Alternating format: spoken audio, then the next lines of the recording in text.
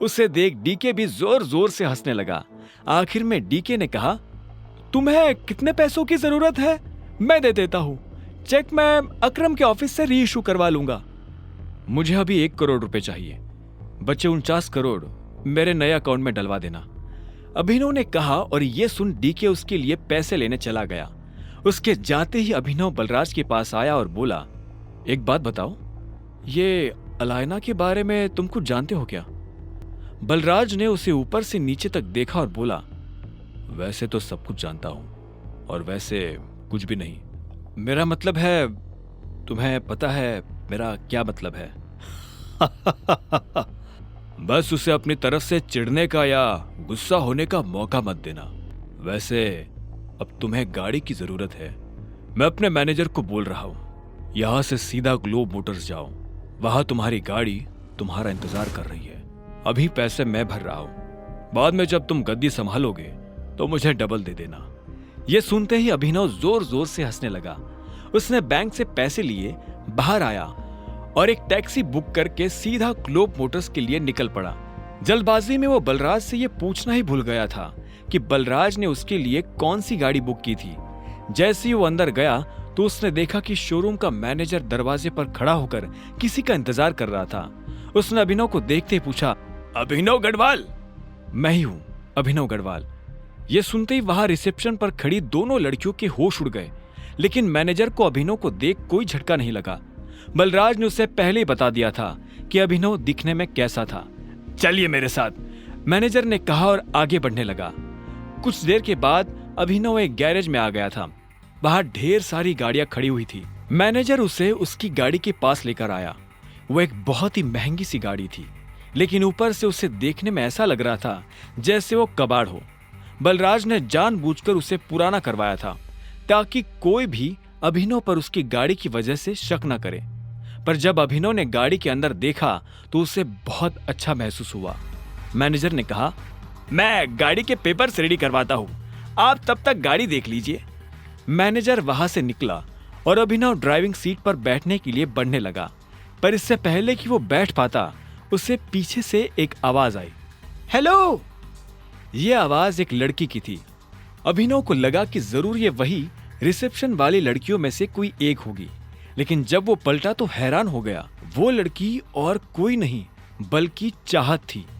अभिनव ने चाहत को अनन्या के साथ अकरम की पार्टी में देखा था। चाहत और अनन्या दोस्त थी। ये सब क्या हो रहा है अभिनव? ये गाड़ी तुम खरीद रहे हो? तुम कौन हो और यहां क्या लेने आई हो? अभिनव ने तनी हुई आवाज में पूछा। चाहत को देख वो अपनी पहचान के लिए अलर्ट हो गया था। चाहत उसके सवाल पर मुस्कुराई और मीठी सी आवाज में बोली, मैं चाहत हूं, तुम्हारी बीवी की दोस्त, और ये सवाल तो मुझे तुमसे करना चाहिए।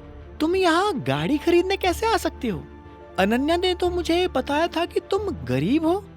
हाँ, मैं गरीब ही हूँ। ये गाड़ी तो मैं अपने बॉस के लिए लेने आया हूँ।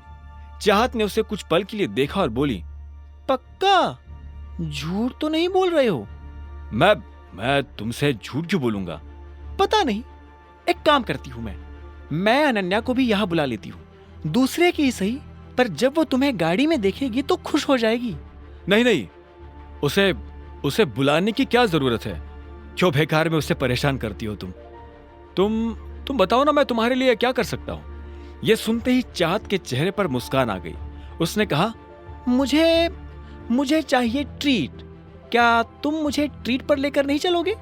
देखो, मैं तुम्हारी बीवी की दोस्त हूं और मुझे नहीं लगता कि तुम्हें मुझे मना करना चाहिए। इससे पहले कि अभिनव उसकी बात का कोई जवाब दे पाता, चाहत ने गाड़ी का दरवाजा खोला और वो पैसेंजर सीट पर जाकर बैठ गई। ठीक इसी वक्त मैनेजर डॉक्यूमेंट्स लेकर आया और उसने डॉक्यूमेंट्स अभिनव को दे दिए। अभिनव भी ड्राइविंग सीट पर बैठ गया। उसे पता था कि चाहत खुद एक रईस परिवार से आती थी, ऐसे में वो उसे अकरम के एक होटल में ले जाने वाला था। चाहत पूरे रास्ते रह रहकर अभिनव को देख रही थी। अभिनव को समझ नहीं आ रहा था कि वो उससे चाहती क्या है। जैसे ही अभिनव की गाड़ी अकरम के होटल के नीचे पार्क हुई तो अभिनव का फोन बज उठा। उसने देखा अकरम का फोन था। हेलो, क्या हुआ टाइगर, सब ठीक?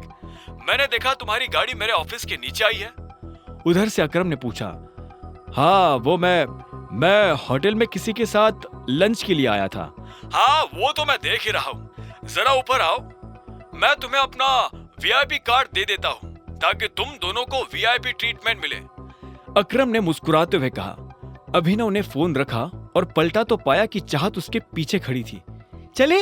हाँ नहीं, तुम एक मिनट यही रुको, मुझे थोड़ा काम है, मैं वो निपटा कर आता हूं, अभिनव ने कहा। और इससे पहले कि चाहत कुछ कहती, अभिनव वहां से निकल गया। चाहत उसे जाते हुए देख रही थी। वो अच्छी तरह से जानती थी कि ये अकरम का ऑफिस है, लेकिन अभिनव वहां क्या करने जा रहा था और उसे किसने फोन कर ऊपर बुलाया था। चाहत को अभिनव पर शक हो रहा था। अब आगे क्या होने वाला था? आगे की कहानी जानने के लिए देखें अगला एपिसोड सिर्फ पॉकेट एफएम के यूट्यूब चैनल पर, और द रिटर्न ऑफ टाइगर के सारे एपिसोड्स को सुनने के लिए डिस्क्रिप्शन में दी लिंक से डाउनलोड करें पॉकेट एफएम ऐप।